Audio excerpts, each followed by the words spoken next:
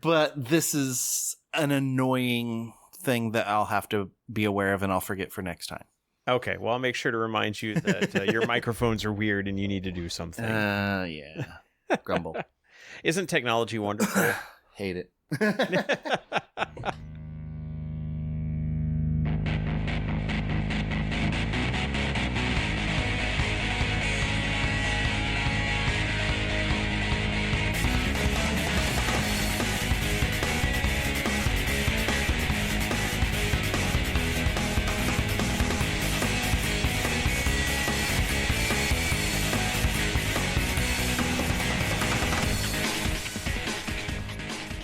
Welcome to Preferred Enemies, the Warhammer 40k podcast that's coming up a bit short today. I'm your host, Rob.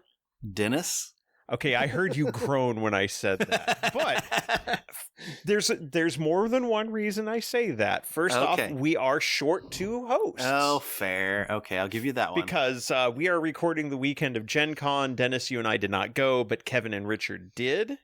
Yeah, I'm going to spend all my money later, so I can't spend it at Gen Con. Right, because you have other things that you either will be or have spent it on because of what... The other thing we're talking about, the other thing we're coming up short, insert eye roll here, is that we are talking about the brand new codex Leagues of Votann. Yes, the Leagues of Votann came out even faster than we expected. I'm thrilled for this. I think you guys had heard my concern that if it came out next spring, right before a reset new edition, I was on the fence if I wanted to pick it up or just wait till the new edition, especially since the main reason I'd want it would be for the grand narrative. And then the worry was, well, if it comes out in October, will we have enough time to get models, get everything built for the grand narrative? I'm wondering if they listen to us. I don't know that they did or not, but if they did, thank you, GW. But yeah, Votann are coming out and gives me pretty much 2 months to get everything set up and kind of sorted before the grand narrative, which I think is just enough time to kind of test out some lists, get models bought, get models painted, and yeah, I'm excited, and this is perfect timing. Oh, yeah. Yeah, I mean... Here we are, our summer preview was like 3 weeks ago, and 2-3 weeks ago, and now we are already looking at the codex being out like at the end of the first full week of August. I mean, that's just amazing timing. And then, yeah, you've got 2 months easily to get started on all the new models, and I am impressed. All the new models are dropping the same weekend. Like, this is not a parsed out piece by piece. Like, this week we'll have like Buri, but next week will be the week after that will be the Earthshakers and stuff like that. Yeah, I think they do that mostly when they have like the special edition box, because then they'll put the new things there, and then you have to wait for the real release of the new things. So I'm kind of thankful we didn't get a special edition box. There will be a special edition codex, but it's not like hidden behind a box a month or two early. So yeah, we get all the models, we get the codex. It's all in one. And I will say, when the Sunday preview came up, I shared it on my local store's Discord because we have a Votann player there. And I was like telling him, like, this is not a drill. This is actually coming out next week. And he's like, you know what? I actually like the regular edition of the codex better than the collector's one because Buri has such strong drip. Admittedly, that new Leagues of Votann cover is really good. I'm probably going to lean for the normal cover as well, just because it'll probably be half the price. Yeah, that is also true. But all the new models are coming out, so that does include Buri Agnerson, and we're going to be talking about all these data sheets when we get to the rest of the codex. But yeah, Buri is out, the Arcanist Evaluator, the Memnir Strategist, the Chthonian Earthshakers, the Ironkin Steeljacks, and the Kapricus Transport / Gunship, and also a new Combat Patrol, which we talked about last time when we were talking about the preview, that actually looks like one you can double up on and be pretty happy with. So...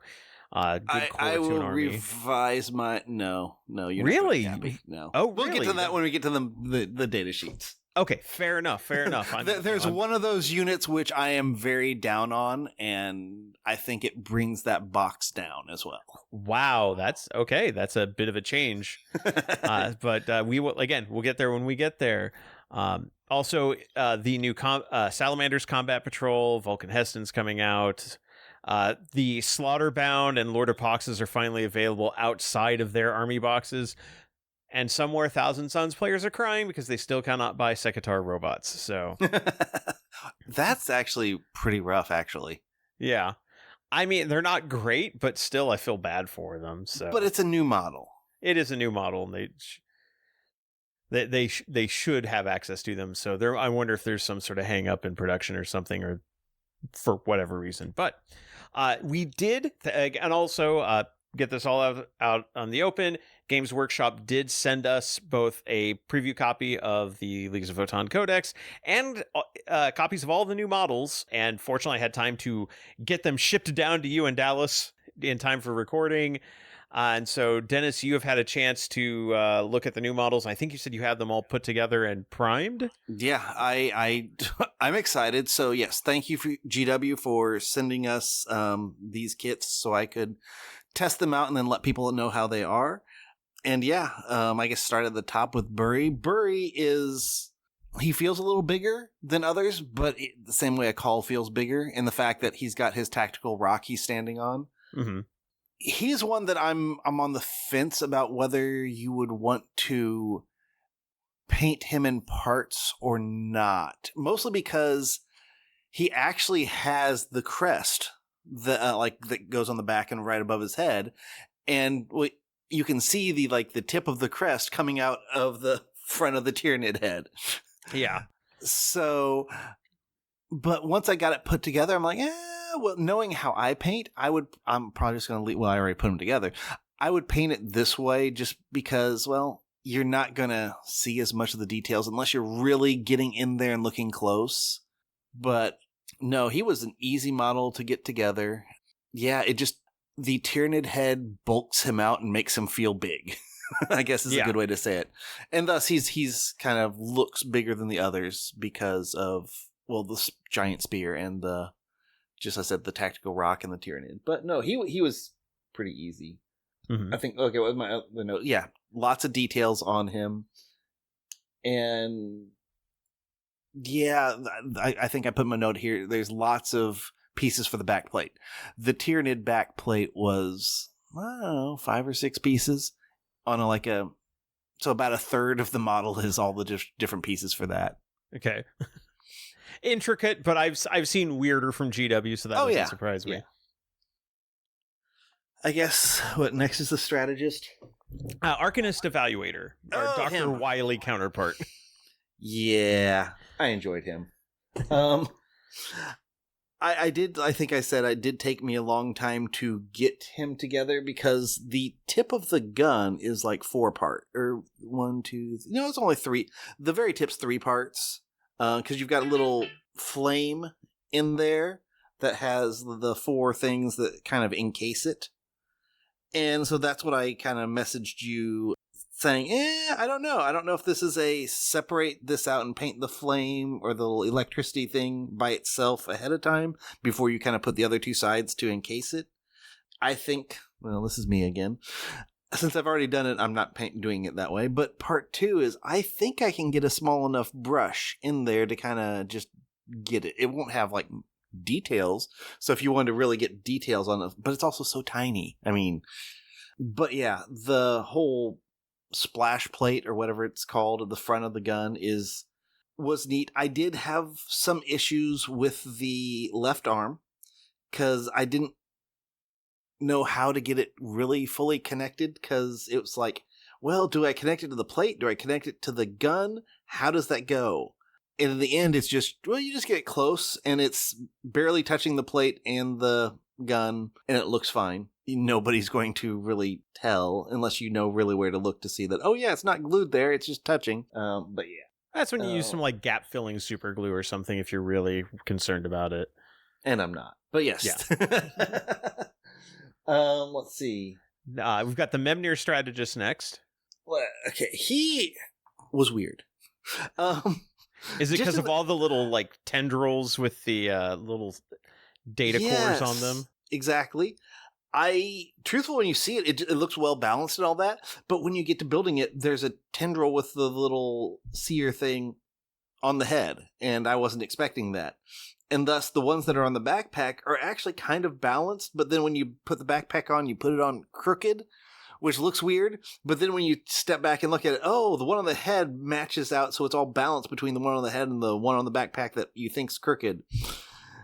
So that part was a little weird, but no, other than that, and small fear, the tendrils look thick enough, so I'm not that worried.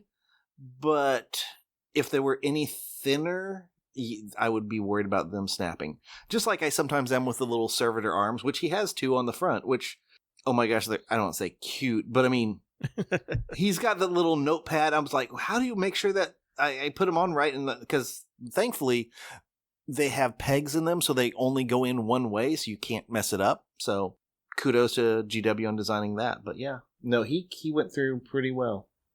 And one thing I want to note about the Arcanist Evaluator and the Memnir Strategist is when I first opened up the box from GW to see the models, I was a bit surprised because in the past, these smaller smaller one-off support characters a lot of times are in plastic clamshells, and these were packaged in small cardboard boxes. I mean, fully decorated, like full artwork and photo, like everything you would expect on a GW packaging, but it was in a case like the size of a pack of playing cards is how it kind of looked on. And it's got the little place for hanging on a rack, like you might have behind the counter at a store, like on a spinning rack or something. So it's got the same basic display, but it's all cardboard, no plastic, which I thought was an interesting change. Yeah, I know you mentioned that to me. I looked, I'm like, that's weird. And then I'm like, why is Buri like twice the size and these others are thinner and smaller? But then when I opened the boxes, well, there's the reason is Buri's sprue was a larger sprue because, well, all the backpack pieces for the Tyranid. And I think, yeah, so maybe the bigger characters will still be in, I guess, the air quote big character box. And then the little characters, instead of the blisters, they'll be in these thinner cardboard things going forward. So, yeah. Yeah. Which is probably part of a push to use less plastic in packaging. It's something like I've noticed in a lot of the GW boxed sets that have come out lately that they are using a lot less shrink wrap and they're using more cardboard. They're using more like thin paper to wrap like decks of cards rather than having them individually shrink wrapped. So, hey, I'm all for more sustainable packaging in our gaming. You know, more sustainable, recyclable packaging is always a good thing. So no complaints here.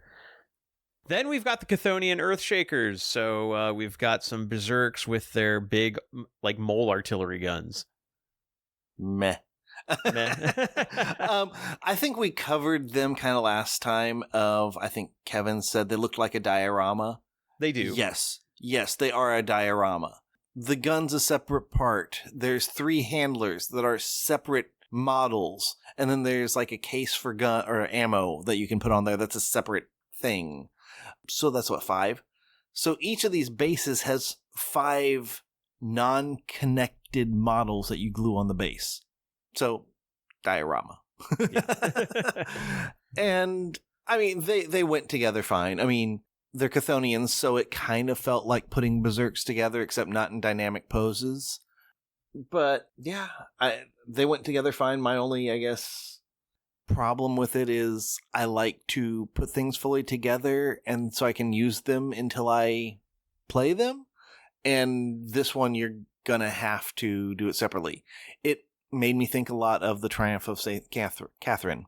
Yeah. Where, yeah, great model, very detailed, all that, but it's a diorama. I can't play with it because it would take me a year or so to paint it, and then I could finally use it. So I will hope to buck the trend with these guys and actually get them painted. And the fact that it's, I guess what I say, 5 models per, I'm telling myself, it's just like painting a normal squad. So, normal squad, 10 models. Okay, here's 10 models. Get them done. Shouldn't be bad. And I mean, technically, if you want to play with it, I'd say, like, if you want to play with it while you're in the process of painting, I would say probably build and mount just the main gun on the base, and then do the characters separately and glue them on as you finish it. But that's actually probably a good concept. And yeah, The gun's easy, probably the easiest thing to paint because, oh yeah, here's your metal, here's your details, here's the ground, glue. You're good. Yeah, I think you could. Yeah, I think you could get that one, and then you'd have like the right base size and it's the right height for visibility. I think, yeah, that would be the way I would do it if I wanted to use them in the midst of painting them. So. Of which you said base size. They're on 80 millimeters. Whew. That's huge. That's chunky. I mean, I didn't realize. I'm going, wow, this is big. But I mean, it needs to be to fit all of the stuff on it. But I'm like, man, artillery pieces are big. Yeah, because I think 80 millimeter. I want to say, I'm going to confirm, but I want to say that's the same size as the smaller of the guard artillery pieces, like the field battery. No, those are on 100 mil bases, so those are even bigger yet, and that's not even the big Krieg artillery gun. So, well, then that makes me feel better because I thought this was big, but technically it's only like one gun, so it makes sense that the guard would have bigger guns that might do more that are on bigger bases, or need more troops to support them rather than just 3 guys. The Krieg artillery piece is on 130 mil base, so this is like again. That's much larger than this one, but 80 is still pretty big for especially for the other Votann stuff. 80 is very sizable, yeah, because on the board that's going to be a big footprint you're moving. Because you got what, 2 of them in the squad? Yes, the squad is always 2. Yep. And the nice thing about the 2 is the way they have 2 of the models set up. One will have like a shell that looks like they're loading it. One will be like a shell that looks like they've just loaded. And when you build the weapons, it guides you to build one with hatch closed and one with hatch open. Also, that way you can easily say, oh yeah, it's the hatch open one and the hatch closed one So, small little details I liked on it. Yeah, good little details like that are always fun and just kind of let you, differentiate everything and just make it more interesting. All right, next up, and this is the one I think I had the most questions about, is the Ironkin Steel Jacks. How big are they? Okay, so you're going straight to the height. They're bigger than the normal Votann. Well, yes. I think we'd all figured that one out.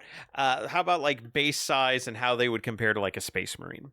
They are on par with Space Marine sizes, although they're leaner. They're thinner. Base-wise, they are on the 40 mil bases. Okay. So they're take up some space. They're slightly smaller than Space Marine Terminators and definitely smaller than, Custodes, because Custode was the first thing I checked. And so it feels like a lean, like if it was an Eldar Space Marine hybrid of like the thinness of an Eldar with the height of a Space Marine. Okay. All right. Yeah. I'll go on that because I went ahead and built these with the guns because I really like the guns. And they reminded me of any other battle line unit you might have ever put together that has 2 arms and a gun. Okay, so you build the body and then you just kind of slide the gun like into like where the hands would be, or no, well, it's or to where the arms would be. Sort. I mean, it's the traditional. Here's the 2 pieces of the body. Here's the legs. Put them together.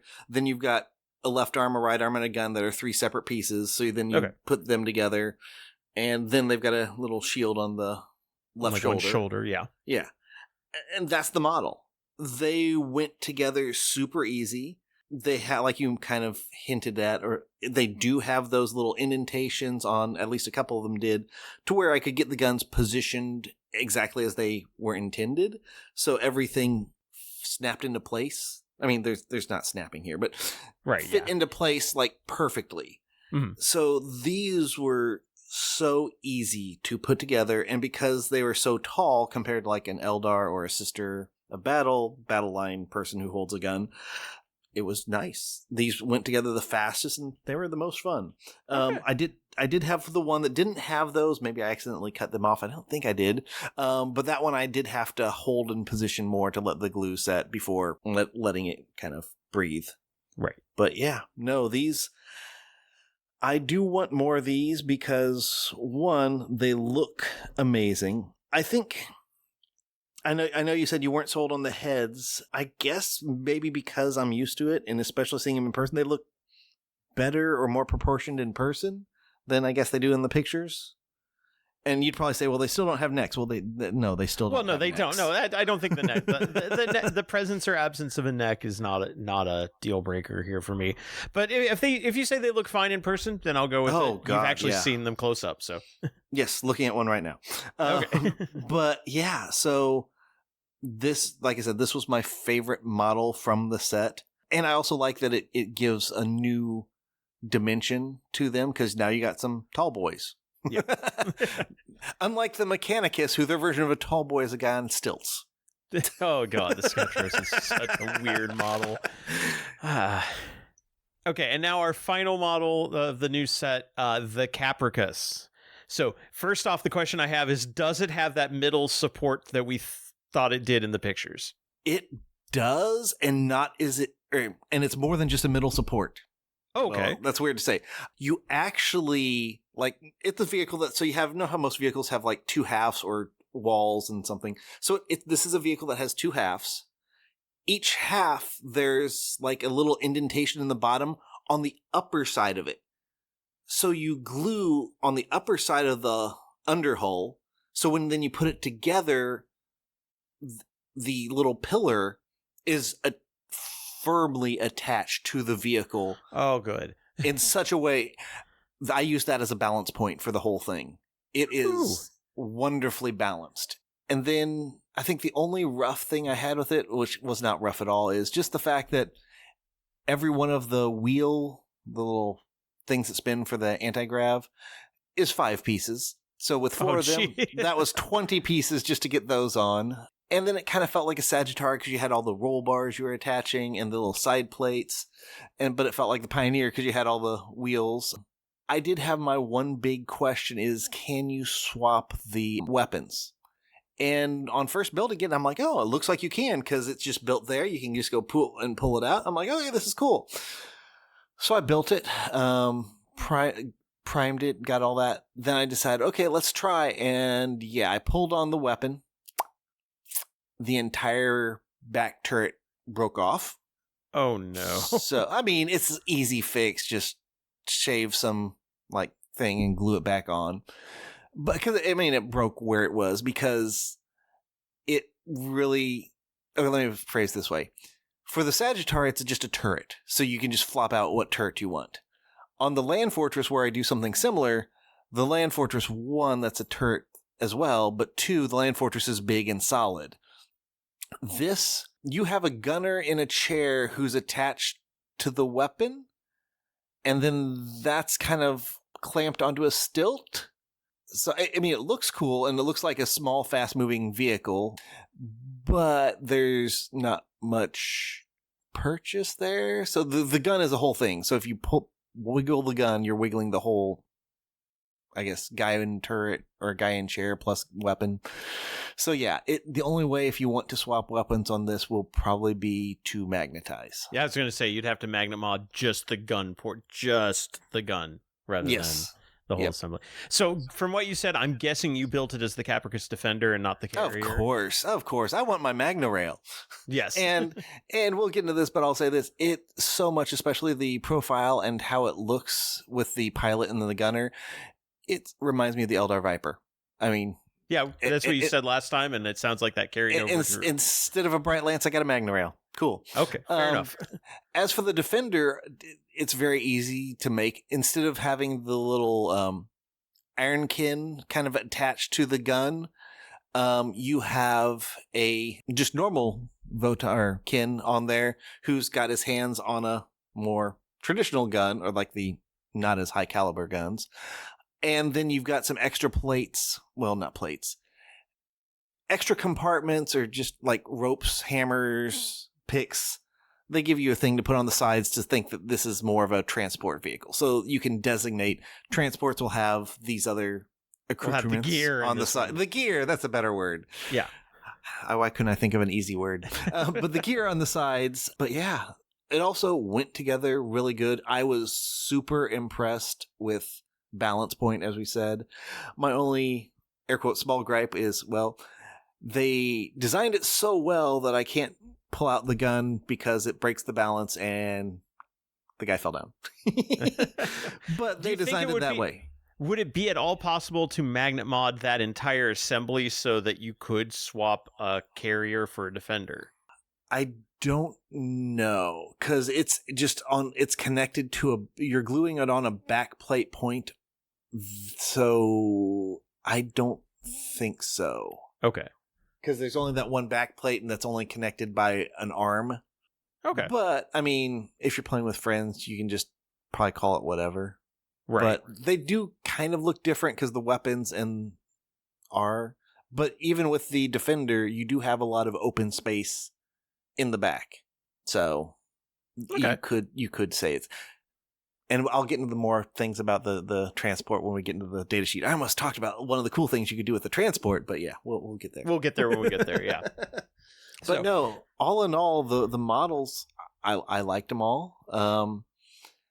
Like I said, my only hesitancy would be on the Earth Shakers because they're more of a diorama piece, and which to me feels daunting, but they all look well. They all went together really well, and yeah. So I think my favorite was definitely still the Steeljacks. Okay. Well, we will get a chance to talk about those Steeljacks and why you'd want to get more of them soon. But first, as always, we should talk about the history of the Votann. Like, who are the Leagues of Votann? And I'm glad you are here because you are our resident expert in Votann. You've been playing Votann for what, 2 years now, solidly? Since the day they came out. Well, I know, like but I mean, like you've like really oh yeah, devoted like the last year or two to playing them narratively. So true. Well, I tried in the very first year as well, but all I could do is ally them in a crusade with sisters because you could ally them with Imperium. But yes, I was even doing Votann in the first thing came out.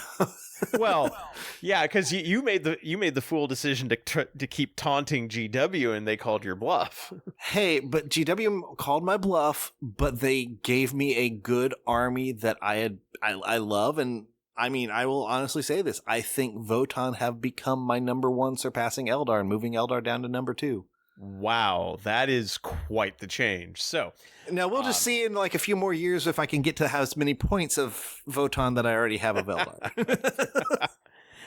But yes, so the Votann, actually, the Votann are not the people. Correct. That is a common misconception.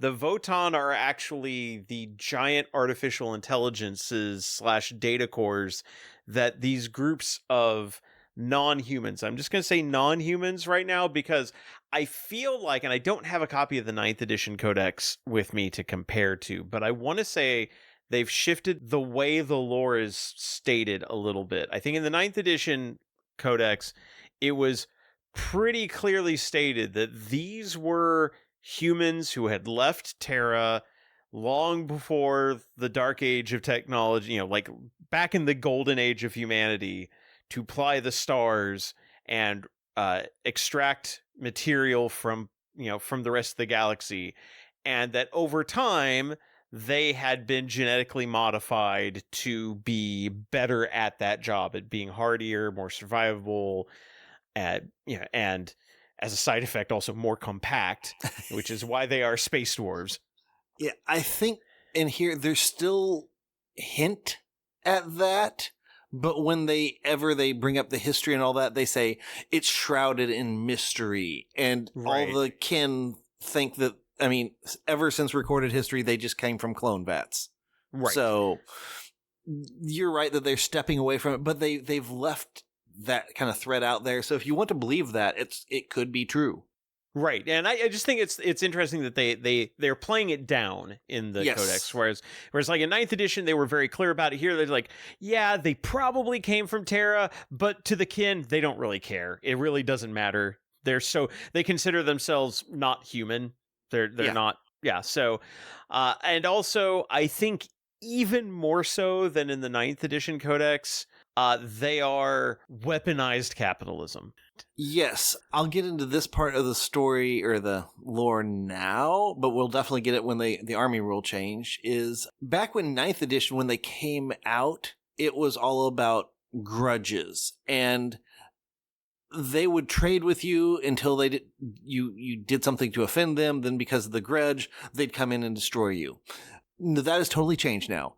Now they're more focused, like you said, Rob, on business acquisitions where they will assess a situation or a planet, and if they can take it, they're just going to take it. They'll roll up their ships, take what they need, and then move on. If they don't think they're going to take it or there'll be resistance, then they'll come up with some trade deals for you. So they're going to try and get what they want either way, whether it be through force, or if they don't think they have enough force, then definitely through trade. Right. And one of the things I liked in there was, liked as in like found interesting, not so much a fan of this ideology, but like, hey, if they discover that there's rare minerals that they need underneath your city, they're not going to ask permission. They'll just mine under your city until your city collapses because they've mined the bedrock out from under it. Yeah, it's just like, do we need it? Then we're going to take it. Right. And that's the narrative and the mentality they've been pushing of Votann are here to collect what they need. And they've got reason for it as well, because a lot of these rare resources are needed to keep the clone vats going. Right. And that was another change. So in the 9th edition codex, when the Leagues of Votann were first established, I mentioned that the Votann are these big data cores, and the data cores run everything. They contain all the information on how to build their equipment. They contain all the entire history of their people, to the point of every Votann has their memories loaded into these data cores. So it is literally the entirety of the kin, and all their knowledge is in there, to the point where these things are effectively intelligent and conscious, and so they are revered. The Votann cores are like the most important thing. And in the 9th edition codex, the problem that the Votann were facing, or the problem that the kin were facing, the leagues were facing, was that because of the sheer amount of data that these cores had absorbed, that they were starting to get slow and they were starting to get erratic. And that seemed to be they didn't really have a big existential threat other than, well, things are getting a little wonky, and that was about it. In this version, it didn't seem like that it was mentioned a little bit, but again, kind of downplayed, and it seemed like the concern that the kin were facing is, as you mentioned, they're all they're all clone grown. There are no natural born kin. They are all generated by these clone vats that the leagues have. Just to put another thing in there, the kin do not determine when these clone vats turn on or run or what. That's decided by the Votann, as you mentioned earlier. So, like in one of the small little stories, they said there was like a secret society that was coming through checking the numbers, like, yeah, the vats are like activating less. And then one comes in and said, yes, I talked with the Votann about that, and they came back with a decision that there is no deviation. Everything is running as planned. And they just go with it because the Votann are so revered, like you said, but they've also got the knowledge of hundreds of thousands of past lives and computations. So they definitely are looking at the bigger picture that an individual might not be able to see. Right. But the big concern now is, as you mentioned in that short story, the clone vats, the Votann are producing new generations less and less often and less regularly. It's sporadic and rare. And so now you have kind of this race that not on the verge of extinction the way the Eldar are, but more on the precipice of a population collapse, where there may be fewer Votann made than are being lost to both combat and just the dangerous nature of their work. Right. And to put this out there as well, the question would be, well, why don't they just make more Ironkin? Ironkin actually take up more resources to create than the regular kin. So yeah, that's why. Yeah, and the Ironkin are still, they're considered full members of kin society. Kin is kin. That's correct. One of their standbys. But they do also mention, the Ironkin, they don't have they can mimic emotions, but they don't have emotions. They're not peopled the way. Although there theoretically is a far distant future where there are only Ironkin because there's no more clone material. Like I could see the Leagues of Votann getting accidentally Necroned in a way just by virtue of not having enough fleshy bits around anymore. But that would be that would be far, far, far in the future. I will toss this out as well. In there it says Ironkin are very protective of their bodies. If a part gets damaged, they don't go for like a replacement part. They try and repair what they have because that's their body. So I found that interesting that they don't try to live forever. They're like, this is me. This is my body. I need to patch it back up. Yeah, no, I did like that bit. Like, they do have a sense of self-identity, which is very cool. And we mentioned that these Votann cores are very important, and of course, entire mercantile leagues are built around these cores, and kin are broken into like families that are grouped around, that are parts of particular leagues. Some leagues are very small, some leagues are gigantic. Also, some leagues, the old story because this race is affectionately known as the Squats because they're short, but that was also the name they had back in like the elder days of the second edition of 40K, and they didn't make it to third edition. And the joke for the longest time was, well, they got eaten by Tyranids. Like the entire species got eaten by Tyranids. And I think it's fantastic that they have, in the last codex, they mentioned that there was one league that did pretty much get consumed by like Hive Fleet Leviathan, and its Votann core went insane afterwards because it wasn't getting any new input and was just left on its own and slowly went mad. But now we have the one survivor of that league with Buri Ignisance, which that is such a neat callback to that old story. So I'm glad that they have established that in the lore, that there was one survivor and he is pissed. And all he is focused on is like, okay, so where are the Tyranids? I'm gonna go kill Tyranids. Yeah. He'll just show up and help out a league in need, and then it's like, okay, can you tell me where the nearest Tyranids are? Because I need to go fight Tyranids. Yeah. And the fact that, I guess this leans into Votann not having like chapters like Space Marine does. I mean, we'll get into they have the different factions, but those factions don't have special rules. So yeah, Buri can just hop in anywhere, show up, does his fight, then like you said, leave. I will probably try to be including him when I play against my locals because two of those are Tyranid players. So yeah, very appropriate. Very appropriate. Yes. I mean, I might even try find one of them and get the colors, take a picture of, because I'm horrible at remembering them. I know it's like gray with some green and blue, but I want to get it more right so that way I can paint him up as if he's fighting that one. Yeah. I will say, if you're painting him, because it looks like they have him kind of painted in the Greater Thurian League colors, and even though he isn't technically Greater Thurian League, I will say that the colors, and they mentioned that like that color scheme for the combat patrol because it is the colors that they use for that.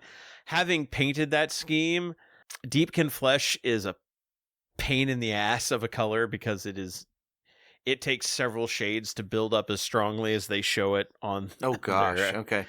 Because it's a light greenish white or greenish tan, and it's very like the layers are very transparent.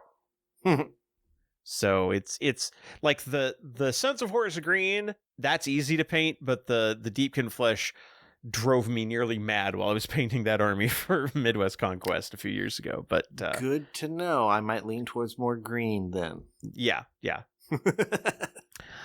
We've got a lot to talk about with rules and datasheets, so we're going to take a quick break, and we'll be right back.